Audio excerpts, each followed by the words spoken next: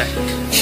Naranasan mo na ba na makipagsapalaran? Na kapag natalo sa contest tuloy sa lakaran, nagdadasal na sana pangalan ninyo ay banggitin. Ang inaasam-asam na kampyonato ay angkinin. Naranasan mo na bang galit sa iyong mga hurado? Pagtapak mo ng stage, score mong patas ay burado. Naranasan mo na bang di mo tanggap na talo ka? Di pa nagsisimula ang contest may nanalo na. Di mo alam sa susunod kung sasali ka uli. Tanging dalay papunta, walang pamasahe pa uwi. Di ka makasama kasi di ka binigyan ni Ermat. Di ka pinayagang lumahok kasi galit si Erpat. Wala kang ibang karamay kundi ang gawang tula. Feeling mo pangarap mo'y mawawalang parang bula. Kinabukas ay di tanaw at malabo na parang usok. Lahat yan ay kasali sa tinatawag kong pagsubok. Ito ang buhay na di napipinta ng paglalarawan. Ang buhay na kung saan ito ang aming kayamanan. Tinuring na propesyon sa loob ng aming kultura. Na hindi mahalaga ang kayamanan ng postura. Ito ang buhay na di napipinta ng paglalarawan. Ng buhay na kung saan ito ang aming kayamanan. Tinuring na propesyon sa loob ng aming kultura. Na hindi mahalaga ang kayamanan ng postura. Minsan kami hinahamak at inaalipusta. Wala daw pera na hawak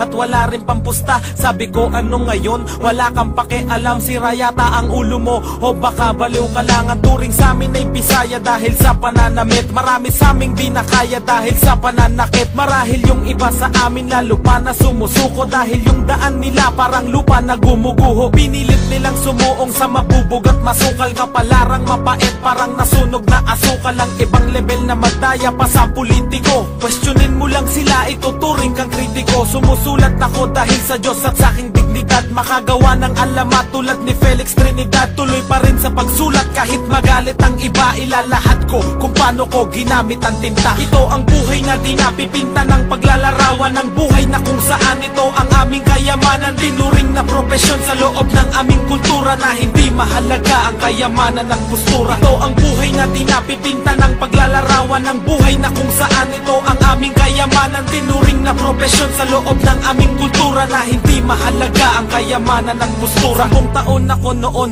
nung pumasok ang milenyo. Paraan ng pamumuhay ko na bago ang disenyo. Narinig si Andrew E. Salbakuta at Cruzada. Gumawa ng ingay at ugong parang si John Lozada. Rap Olympic, ako'y naintriga sa close fight. Sa digmaan ng utak ni Triga at Boss Mike. Nagsimulang tumula at ikinapit sa papel. Na inspira nung narinig ang bakit ni Aristotle. Iba't iba ang nakasalamuha, merong puro angas. May halimaw sa tugma tulad ni Marlon Pero Ramas. Sa kabila ng pagsisikap at sa mura kong edad, pinalad na maging isa sa mga ulo ng rebab. Marahil ay dinanas mo ang naranasan ko noon. Huwag kang panghihinaan dahil nandyan ang Panginoon. Kung nakakaranas ka ng mga sakit at lumbay, bawat paghihirap ay may kalakip na tagumpay. Ito ang buhay na di napipinta ng paglalarawan. Ang buhay na kung saan ito ang aming kayamanan. Tinuring na propesyon sa loob ng aming kultura. Na hindi mahalaga ang kayamanan ng postura. Ito ang buhay na di napipinta ng paglalarawan. Ang buhay na kung saan ito ang aming kayamanan. Tinuring na propesyon sa loob ng aming kultura. Na hindi mahalaga ang kayamanan ng postura. Ito ang buhay na di napipinta ng paglalarawan. Ang buhay na kung saan ito ang